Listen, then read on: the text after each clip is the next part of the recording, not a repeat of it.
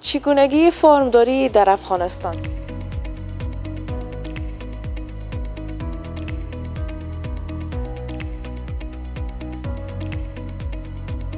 نگهداری چوچک است بسیار مهم است و یک نگهداریش مهم است، یکی جنس صحیح مهم است.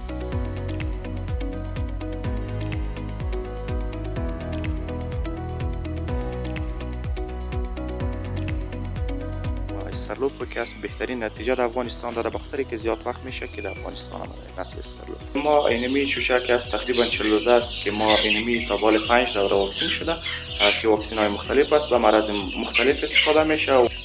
و اگر درجه حرارت بعض دوستای ما در نظر نگیرن باعث تلف شدن اینا میشه یا کدام مرض برشان پیدا میشه؟ نه، باعث تلف شدنشان میشه و مرضای مختلف میگیرش که بندش مرغا میشه، سبب بندش مرغا میشه و سبب رنگ سرخ می داشته باشن در خانه ها که نگهداری میکنن اونا باز چه رقمه؟ نسل گلدن مصری که رنگارنگ سر رنگ داره، سیاه و سفید و سرخ داره، اونو نسل وطنی است و اونم تخمدهیش خوب است. خب نسبت به این نمیتونه چون این نسل‌های خالص است، اصلاح شده است، نسل‌های اصلاح شده. حداقل باید یک 20000 30,000 سرمایه داشته باشین که این کار بسیار از کم شروع کنین و نکاتی که بگیرین در مد نظر از جای اعتباری بگیرین، چوچه واکسین شده بگیرین، یک جنس صحیح بگیرین، پشت قیمتشان نگردین. بسیار خوب. این پخل از نجاری پیدا میشه، از خاطر میندازیم که یک بوی جذب میکنه. اگر کسی که کارهای نو شکار نو فارمداری شروع میکنه، کوشش کنید که یک جنس صحیح بگیرین، پشت قیمتش نگردین.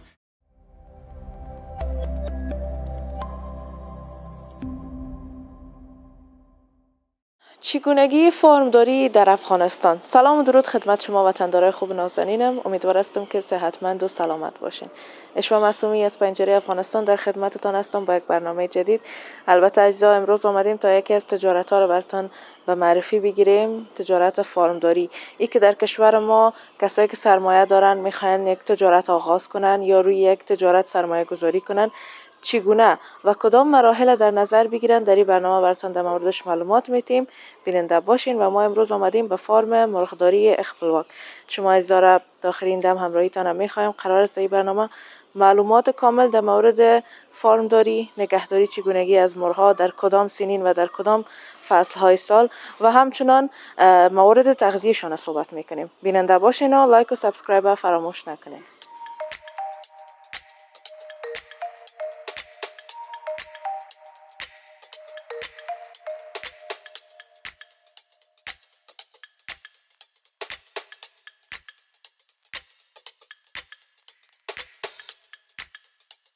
وطندارای عزیز، قسمی که براتون در ابتدای برنامه گفتم آمدیم به یکی از فارم‌های مرغ در کابل و مسئولش با ما هستن. سلام علیکم. و علیکم سلام. بخیر لازم فارم تا هر کلارش. خوب هستین ان شاء الله؟ صحتمند. تشکر و بخیر باشین. شما خوب هستین؟ وقتتون زنده باشین. تشکر. خودتان معرفی کنین بر دوستان. محمد وردگ هستم، مسئول فارم مرغداری اخپلواک. بسیار خوب. درباره فارمداری و اینکه چقدر وقت میشه کار آغاز کردین بر ما معلومات بدین. تقریبا زموږ په ابتدا کې د 14 میاشتې وشولې چې دغه فارم آغاز کړی دی او موږ له یو ډېر وړوکي او ابتدایي ځای څخه شروع کړې ده.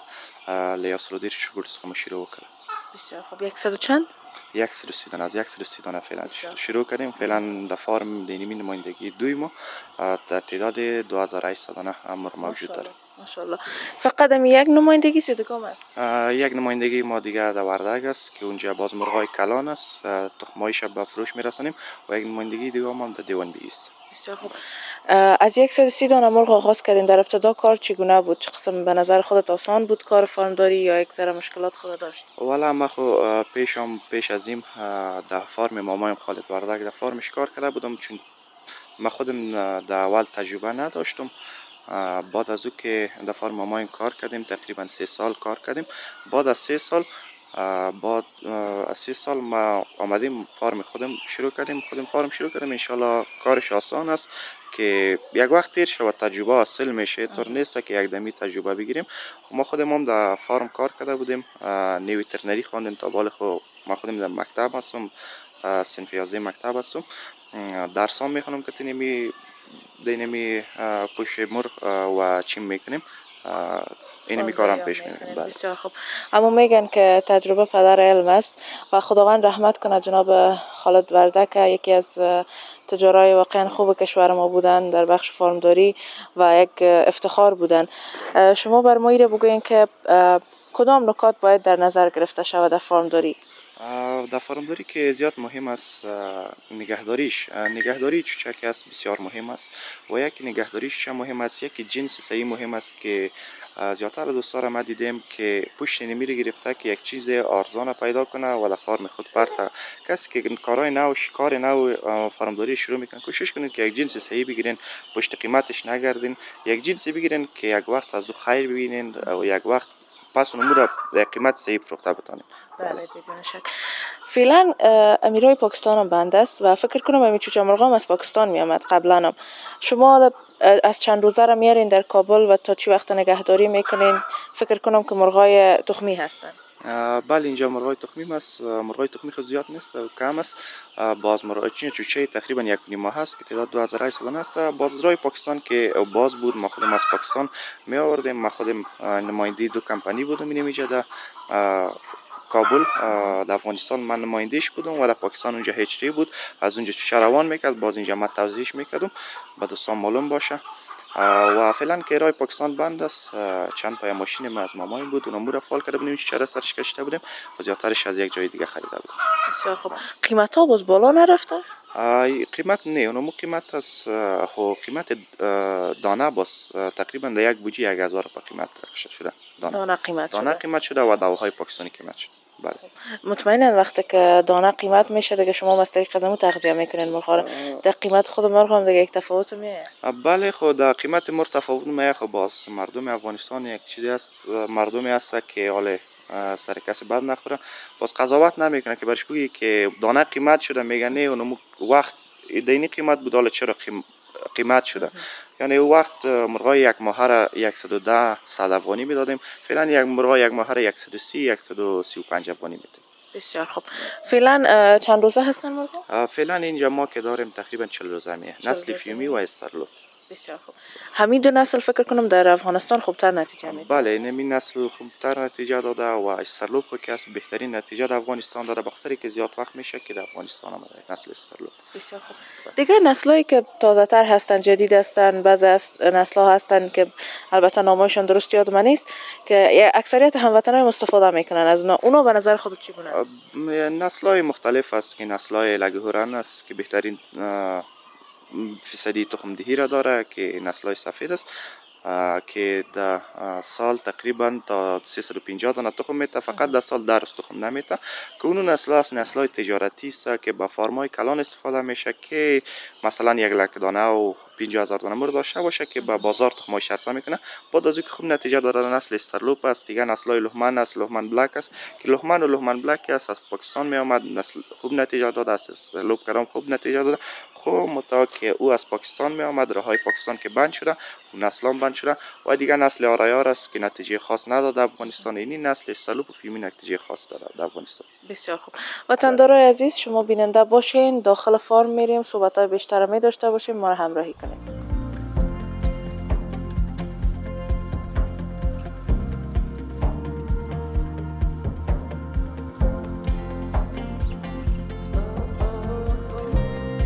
خب وطندارای عزیز فعلا آمدیم داخل فارم، البته یکی از سالونا هست که در اینجا چقدر مرغ است؟ در اینجا به تعداد 900 دانه مرغ است که نسل فیومی است و سنشان 40 روز است.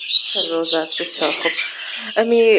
مرغای تخمی که می باشن یک ذره دیرتر کلان میشن نسبت به مرغای گوشتی؟ بله گوشتی که از فکر کنم در 40 روز کلان میشه، 45 روز به بازار عرضه میشه و به گوشت استفاده میشه. خب مرغای تخمی که است باز تقریبا در 4 نیم ماه باصل میه که تا وقت تخم‌دهیش پوره شود. بسیار خوب. تا 4 نیم ماه. تا 4 نیم ماه. بله 4 الی 4 نیم ماه. نسل‌های مختلف است. 4 ماهگیم سر تخم میه و 5 ماهگیم سر تخم میه و 6 ماهگیم سر تخم میه. خب مهم که است نگاه کردنش است. چه نگهداری شو ان شاء الله زودتر سر تخم میه. تغذیه مرغ بالای زود سر تخم آمدنش تاثیر داره یا خیر؟ بله باید دانه صحیح استفاده نشوه و تغذیه صحیح نشوه و ویتامین صحیح استفاده نشوه. بله جای صحیح نباشه مرغ زود سر تخم نمیاد، دیر سر تخم میاد. بله. درباره دانش بر ما معلومات بتین. از کدام دانه باید استفاده کنن؟ از مثلا سنین مختلف فکر کنم دانه مختلف استفاده کنن. مو خو چې خپل د څنګه چې ګوره د ماشین څخه ووځي د شپږو ساعتو لپاره کړي ماشین خپل راوباسو تر 12 ساعتو پورې دانه نه ورکوو. 12 ساعتو پورې مثلا د اول هفته کې موږ د جواري اوړه ورکوو، اوړه شوي جوار ورکوو او بعد له اومې ورځې څخه دانه ورته 4 لمبره دانه استفاده کوو حسام. او که تاسې پیدا کولی شئ معیار 3 لمبره دانه ورته استفاده کویم بهتره دی. 4 لمبره دانه موږ تر 2 الی 2 نیمه میاشتې ورته استفاده کوو، بعد له 2 نیمه میاشتې څخه ورته دانې لمبر چیږي. بعد از دانه از بعض ترکاری‌ها هم میتونن استفاده کنن. به خاطر ما خود ما که جای داشته باشین که کم ذره لږ رشکه ورته وکړي په کور کې ښه ده، خو چې دغه فارمونه چې غټ وي مثلا چې چرګان 2-3 زره دانې وي بیا په هغه کې چې مثلا ترکاري او دغه وچټکل دا ورته استفاده شي بیا نو چرګانو تعداد ډیر وي نشي رسیدګي نشي ورته کولی. بسیار خوب، بسیار عالی. در پهلوی دانه به خاطر از اینکه به امراض مبتلا نشن یا بعضی واکسینایی که می باشه دوا ایگپا میشه استفاده شد؟ بله، ما اینمی چوشک است تقریبا 40 روزه است که ما اینمی تا بال 5 دوره واکسین شده که واکسین های مختلف است به مرض مختلف استفاده میشه و در پهلوی از او هر روزانه برایشان ویتامین مختلف دوای جگر و ویتامین برایش استفاده میکنیم چون که مرغا صحیح رشد کنه و صحیح سر تخم به وقتی که 40 روز اول برای نگهداری چوچهای تخمی به بهترین 100% باید صحیح نگهداری شود. چقدر کوشش میکنین دانه بهترین استفاده کنین، دوای بهتر استفاده کنین، وقتی که 40 روز اول بسیار مهم است برای نگهداری شود. واکسینایشون باز چه قسم از هفته‌وار می باشه یا ماهوار؟ ما روز هفتم واکسین میکنیم. واکسین ایندیای 20 او را شما اگر چوچه ضعیف باشه دو روز اول چوچه ضعیف می باشه با روز دوم هم مانده میتونین و دیگه واکسین های هست که دعو برش داده میشه و قطره در دان داده میشه و ما خود موینی را دوره واکسین کردیم.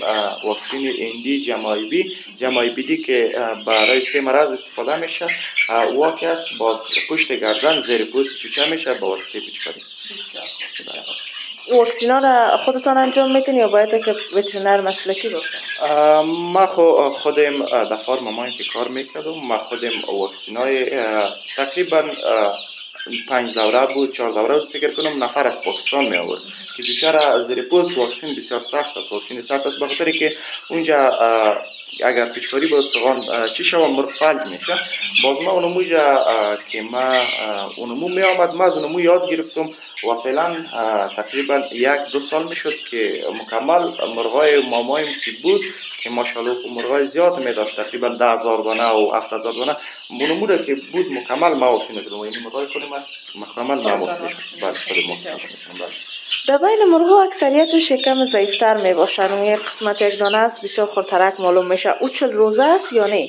بله 40 روزه است. خب اونمو که است اگر از اول از دانه مانده باشم ضعیف میه، اگر از دانه نمانده باشه باز چوچه که است مثلا اگر تخم که به چوچه تبدیل میشه زردی تخم در بین چوچه میمانه، اگر اونو زردی او نشود در روزهای اول دوای صحیح استفاده نمیشه اونو چوچه باز خورد میمانه. چوچه خورد میمانه. باز به مرور زمان کلان میشه یا دمی جسامت میمانه؟ بروز بعد که دیگه مرغا به 3 ماه رسید خودشون به 3 ماه میرسه بعد از 3 ماه رشد صحیح شروع میکنه به خاطر که این زردی تخم که یک دفعه محکم شده بین مرغا باز آستا شده میره این تا 3-4 ماهگی اف شده میره و این مرغ باز کلان شده میره. بله کلان میشه. فعلا ما در فصل بهار هستیم و این فصل است که از طرف روز هوا گرم می باشه، از طرف شام یا شب هوا سرد می باشه. به خاطر فضایی که برای مرغا می باشه اکثریت دیدیم باید هوا گرم باشه برشان. با شما چه رقم میگه؟ در روزانه خو شوانه که نمیشه رقم هوا است باید نمیشه درجه است مثلا باید از 25 درجه فعلا به نمیشه 4 درجه حرارت کم نشود. اگر کم میشه باز برای بخاری روشن میکنیم در سالن بعدی که است اونجا بخاری ترکی است و اینی که از سالن است که روزانه هفته‌و داره اون سالن باز هفته‌و نداره باز اینجا هفته‌و میایه و روزانه ما دروازه و روسی زیر باز میکنیم که کدام هوای خراب است برای و هوای صحیح بیه. نظر به سنشان باز درجه هوایشان فرق میکنه. مثلا فکر کنم که چوچایی که یک روزه می باشن بر اونا هوا باید بسیار زود گرم باشه. بله، چوچه را یک روزه که از ماشین میبره با 32 درجه الا 35 درجه باید درجه حرارتش باشه هفته اول مکمل، یعنی 7 روز.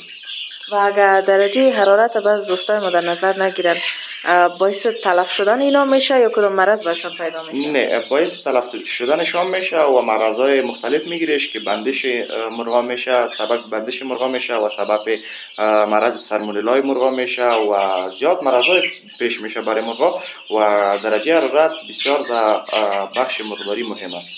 مهم است. فعلا درجه زی اتاق چقدر است؟ فعلا درجه این اتاق شاید 25 27 درجه باشه.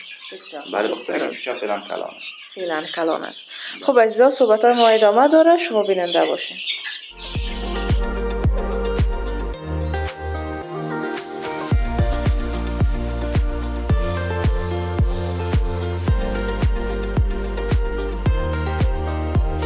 وطندارای عزیز، قسمت که بیننده هستین، آمدیم به سالن بعدی فارم که البته اینجا نسلش متفاوت است. بله، نسل از این متفاوت است. نسلش نسل از سرلوپ گریت ایس. خب اینا هم چه روزه هستن؟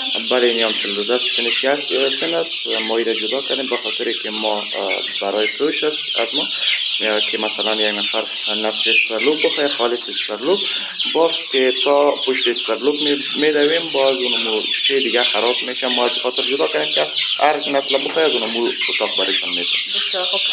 اگر بخواین یک جای میتونن چندین نسل نگهداری کنن، مشکل داره یا خیر؟ در یک جای در یک اتاق که نگهداری میشه، البته چوچه اگر مرغای تخمی باشه باید جدا نگهداری شه و بخاطر که نسل از اون باز نسلش چندین نسل میه. باز این نسل استرلوپ و فیلمی که یکی دیگر جور میه و نسل لهمن و لهمن بلک که یکی دیگر جور میه و نسل لگهورن باید جدا نگهداری شود. نسلای است که یکی دیگر جور میه، یک نسلای است که یکی دیگر جور نمیه. اینا چقدر است تعدادشان؟ اینا تعدادشان تقریبا 17 دانه میه. 17 دانه. بسیار خوب. چند وقت باز برای زیاد دانه میتین؟ بر اینا دانه را 3 وقت میتیم که فعلا اینو چوچه 42 گرم دانه میخوره روزانه. خب بازم مثلا دانش که است مردم میگه خب اونمو حساب تجارتی و حساب سنتی که است 42 گرم دانه میخوره چوچه مرغ در 24 ساعت. خب بازم که دانه را برش پرتی یک چوچک زیاد میخوره یکیش کم میخوره. خب اونمو حساب سنتیش که ما حساب کنیم 42 گرم دانه میخوره چوچه. 42 گرم دانه. بسیار خوب. و آبشان چه قسم است؟ آب عادی برشان میتین یا فرق داره یا چیز در آبشان گت میشه؟ نه، آبش عادی است، اینم یا عادی است. خود در آب روزانه برایشان ویتامین مختلف میتیم که هر روز معلوم است که این روز باید این ویتامین بدیم و باز این میگم ما خود ما 2 نفر کارگر داریم اونمو میفهمه که باز کدام ویتامین اینجا استفاده شه و اونمو روزش برش معلوم بشه اونمو روز اونمو ویتامین استفاده میکنه. نسلایی که فعلا شما دارین در فارم نسبت به نسلای دیگه که قبلا درباره‌شان صحبت کردیم، نتیجهشان در نگهداری خوب است؟ یعنی زود مثلا مریض نمیشن، تلف نمیشن یا در تخم گذاری؟ در تخم گذاری شام نسلایی که قبلا صحبت کردیم نسل لگهورن است سفید زیادتر فرما نیست، در زیادتر بسیار در فرمای کم پیدا میشه که از اینی که دارم فیصدی تخمش بالاست خدا مرض باز مقامت از این بالاست. از این که در نسل سرلوب که در باز از نسل فیومی باز هم مقامتش بالاست. باز مکمل نسلا که از نسل فیومی مقامتش بالاست. فصل گرما که شب باز اینا اگر بیرون برن باشن مشکل نداره یا نمیمانین تا سنه که برای بیرون رفتن شد؟ ما خود ما اینمی جایی که هست تحکه است خود ما اینجا که مثلا ایچ شهر بکشیم تا که بیاریم نمیشه. خب که بیرون نگهداری نشود اونمو یک هوا به نظر خودم به نظر چیزی که یاد گرفتیم از دکتر صاحبا یا از مامای یا از نفرهای مسلکی یاد گرفتیم که چوچه میگه در یک جای نگهداری شود اونمو یک هوا بلد شود اون چوچه زود رشد میکنه و سری تخمش بالا میره. و باز بعضی مرغایی که نمیفهمم رنگ سرخ می داشته باشن در خانه ها که نگهداری میکنن اونا باز چه رقم است؟ نسل گلدن مصری که رنگارنگ است، هر رنگ داره، سیاه و سفید و سرخ داره، اونو نسل وطنی است و نام تخمدهیش خوب است. خب نسبت به این نمیتونه چون این نسل‌های خالص است، اصلاح شده است، نسل‌های اصلاح شده است. بازدیدی که است در مقابل مرض و در مقابل تخمدهی و که تخمدهیش بالاست نسبت او این نسل خوب است. برای هموطنای ما که تازه میخواین تجارت آغاز کنن و علاقمندی به فارمداری دارن، از نظر خودت کدام نکات باید رعایت کنن، کدام شرایط باید در نظر بگیرن؟ ګوره د چرګانو کاروبار چې شروع کیږي دا باید له ډېر وړوکي ځای څخه شروع شي او له ډېرې کمې سرمایې څخه شروع شي. هغه څوک چې وایي چې مثلا زه سرمایه نه لرم، دغه ته ډېره سرمایه نه ده په کار او زیاتره دوستان په زیاتره مصاحبو کې زه وینم چې وایي چې له 50,000 دغه کار شروع کړي، نه له 50,000 افغانۍ د کار نه شروع کړي. حداقل چې ته چرګانو فارم شروع کوې باید 40,000 100,000 افغانۍ ولرې، نو از 30,000 افغانی 20,000 افغانی این کار شروع میشه. کسایی که میگه که از 5,000 شروع میشه او گپ نادرست است، به خاطر که 5,000 افغانی که نمیزیاد چوچه بخرین شما یک دانه چوچه خریده میکنه. به خاطر که دانه چوچه بخرین بازو نموز مصارف دانه داره، مصارف ویتامین داره، مصارف زیاد جای داره گرم کردن چای. حداقل باید یک 20,000 30,000 سرمایه داشته باشین که این کار بسیار از کم شروع کنین و نکاتی که بگیرین در مد نظر از جای اعتباری بگیرین، چوچه را واکسین شده بگیرین، یک جنس صحیح بگیرین، پشت قیمتشان نگردید. بسیار خوب. کسایی که مثلا جنس میگیرن یا چوچه را میگیرن یک روزه میباشه، چون یک روزه قسم که پیشتر هم گفتین بسیار در تو دیگه باید حساس نگهداری شود، چون اونا زود مریض میشن یا ای که زود خنک میخورن در سرما و گرما. بر ما ایره بگوین که کسایی که چوچه یک روزه را میگیرن زیادتر چی رو در نظر بگیرن؟ در قسمت آب خوراکشان بر ما معلومات بتین، در قسمت واکسینشان قبلا هم گفتین تا 20 روز یا یک ماه فکر کنم گفتین جواری میتین برشان. ما که چوچه را یک روزه را بیاریم در سالون، یک حکم مهم است جایش باید صحیح جور شود که ما برش بستر میگیم یا مادر مصنوی میگیم و فعلا برقا نیست که شما 210 میتونه این برقاست گروپ لامپ مادر مصنوی برشان میگه که نمی باید در سالون بسته شود که در هر متر مکعب باید یک دونه گروپ نمی باشه با چوچه و زیاد که مد نظر گرفته شود درجه حرارتش است و جای جور کردنش است. خب کسایی که مثلا فارمداری را نو شروع میکنه، نظر شخصی خودم نظر زیادتر فارمدارا را شنیدیم، اینو خوب است که چوچه های بگیره که از یک ماه سنش به بالا باشه، برایشان خوب تمام میشه. و اگر مرغای تخمی بگیره باز مثلا مرغای 4 ماه و 3 ماه بگیرد، بخاطر که سرمایه زیاد کار داره. بهترین سن چوچه که است برای خریدن اون کسانی که فارمداری را نو شروع میکنه از سن 1 ماهگی تا 2 ماهگی اینی به این سن که چوچه بخره برایشان خوب تمام میشه. خوب تمام میشه. بسیار خوب. درباره لامپای مصنوعی گفتین، اینا ضروری است به خاطر چی؟ به خاطر در چوچه یک روزه ضروری به این خاطر است که مثلا چوچه یک روزه را ما در سالون بیاریم، اگر اونمو مادر مصنوی مثلا بیخی د مور په شکل دی دغه لامپونه چې دي عادت څنګه موږ دغه ولګو د چرګوړی ورته ټولیږي، یک خو جای نمی گرم میکنه و یکی هم اینمی با چوچه ها فایده داره و با اینمی دانه تشویقشون میکنه این چوچه را که دانه بخوره. بسیار عالی، بسیار عالی. قسمت سطح می سالون ما میبینیم، نمیفهمم که کدام مواد است، کا است، چی است، این به خاطر چی میباشه؟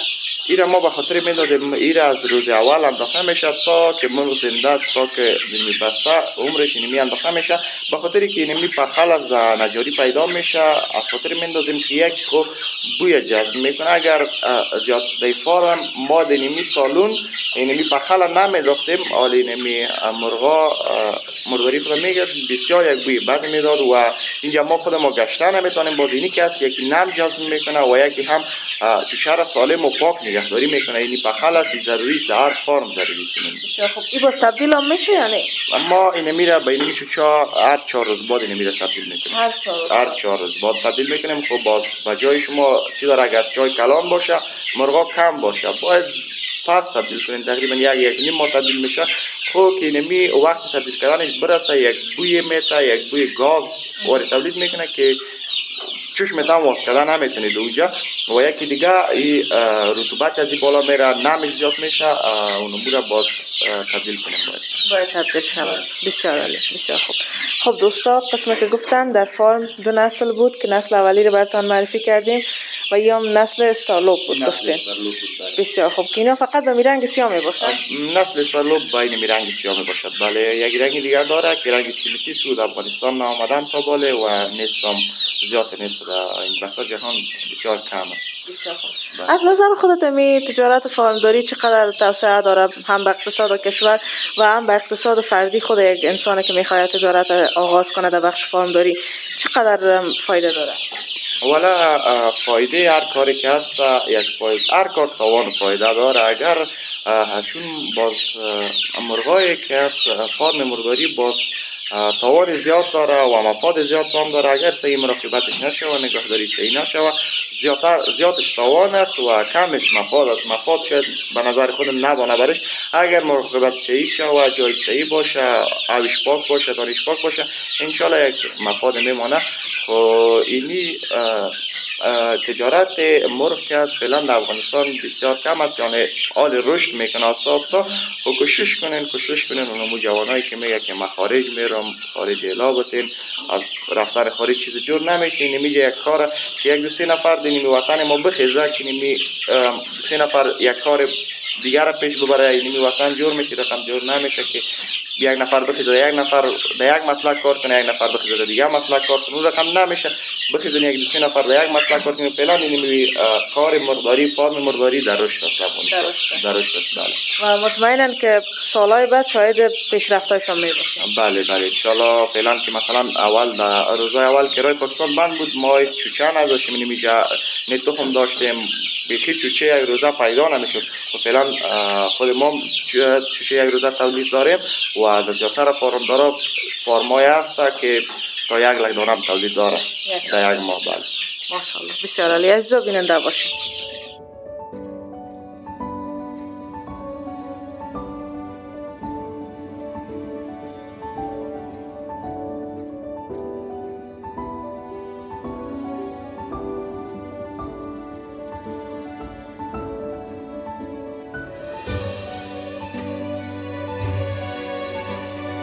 وطندارای خوب نازنینم، تاییدم بیننده برنامه بودین و در مورد فارمداری و دو نسل که در فارم بود براتون معلومات دادیم. انشالله که سوالاتی که در ذهنتان بوده حل شده باشه.